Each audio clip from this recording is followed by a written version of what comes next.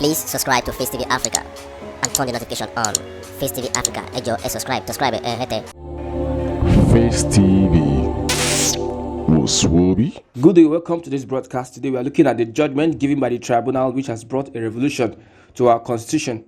Aggrieved parties are asking that there should be a probe of judicial officials who have been alleged to have collected bribe. Now, the all eyes on the judiciary, which has become one of the most sponsored attack on the integrity and sanctity of these tribunal judges, is something that is of typical note. Those that lost the election have now labeled the judiciary as one of the tiers of government that have destroyed our democracy. Election petitions have become a huge drain on judicial bandwidth and well-being in Nigeria since 1979. In that year, the contest between Shehu Shagari of the National Party of Nigeria and Obafemi Awolowo of the Unity Party of Nigeria ended up before the Supreme Court of Nigeria, resulting in a judgment memorably described as a compromise between a law and political expediency. That's big grammar. At the head of the bench that decided the case was Atanda Fatai Williams. At that time, he was the Chief Justice of Nigeria. As famous as that judgment was, the antecedent arguably proved to be more lasting in their influence on Nigeria's politics and institutions. That means the politicians now look at how they could manipulate judicial systems and also judgments by trying to see how they can relocate judicial officials. And with this premise, parties are saying that the judiciary is corrupt. But let's look at a very much important aspect. When we talk about the judiciary, we forget that the Constitution provides many things that the judiciary will look upon in order to give their judgment. What the Constitution provides, it is what the justice would depend on and the evidence available to him to give out his judgment. So no sentiments. When you look at the statue in front of the court, you see the woman with a scale and her eyes covered.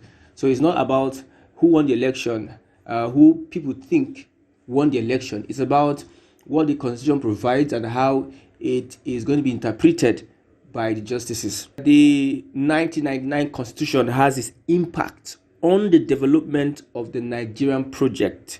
If the Constitution is faulty, then there's nothing the judiciary can do. They can only interpret what is in the Constitution or what the Constitution provides for. Just a look at the prayers sent to the National Assembly by Goswell Akpabio when he said that the lawmakers should check their bank accounts. Prayers were being sent, like monies were being sent for their holidays. You saw what happened, how the thing went viral and how Nigerians reacted to it. Funny enough, that fund or that allowance is permitted by the Constitution that guides the House. Therefore, those that have made our Constitution are the problem we have today. Because if the Constitution allows it, then who am I or who is any other person that want to go against the Constitution? Because the Constitution is law that guides our activities. So the petitioner should know that if you are saying that the judiciary is on trial, try and consider the fact that Inec as an independent body has the prerogative or has the right to transmit results whether electronically or manually. That's why Judge Samani said that so far there was a transfer of results whether electronically or manually, then they are in line with the Constitution. Nigerians were expecting that it is going to be transmitted live electronically through the IRF, but since it didn't happen, they now believe that it is a criminal offense. No, when you look at the Electoral Act, there's a provision for INEC to use its discretion to transmit results. So we should look up the Electoral Act and get our information from that aspect. So if you're looking at the judiciary, you might be having so many problems. But when you look at the legislature and also the Constitution, those that make the law and the law itself, when you look at it and how we can correct this Constitution to help us have a better society, then we will have a thing to talk about. We have to now turn to judiciary. And when you talk about 25% in FCT, you see how it is being stated that 24 states, 25% in 24 states and Abuja. Now, it is not that straightforward and clear.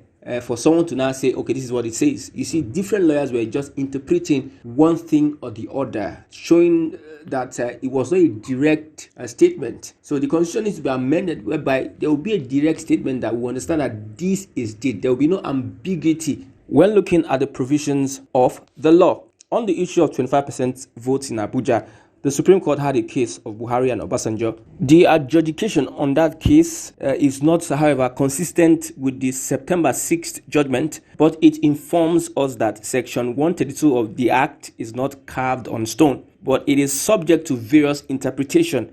The Supreme Court can just come tomorrow and uphold the judgment given by the tribunal because the Constitution does not emphatically suggest in clear terms that you must get 25% in Abuja. One thing about the law is that it is still subject to interpretation. Now, on the subject of certificate forgery, the governor of Enugu State has been accused of forging his NYSC certificate. Even the NYSC came out to testify against him. So, do we have many members of the National Assembly who has one certificate issue or the other?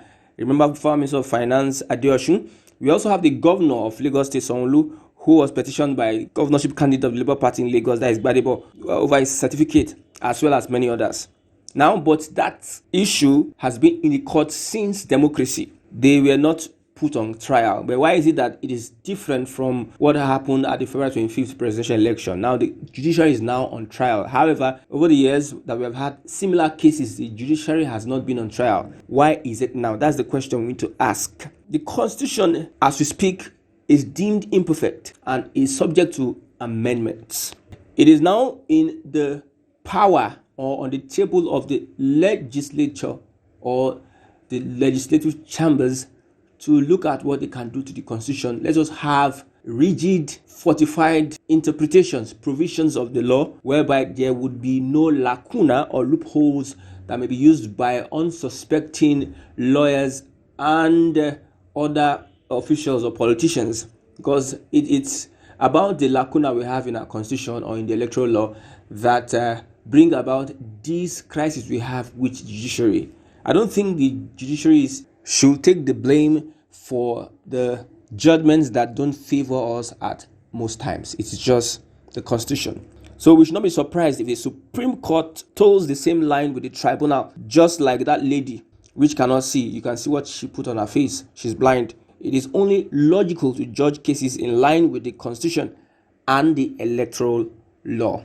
All the allegations against the President Bola Ahmed Tinubu, most of them has been handled in the past, and similar judgments have been given with what is being given by the tribunal on the 6th of September. So it is not a thing that is new to the Nigerian society and Nigerian system. Just that since 1999 that we started democracy, the Constitution has been constant. Electoral laws have been changed, but the Constitution have been constant. So why don't we visit the Constitution and make amends and also hold our legislative representatives responsible for not making laws, robust laws that will develop our society?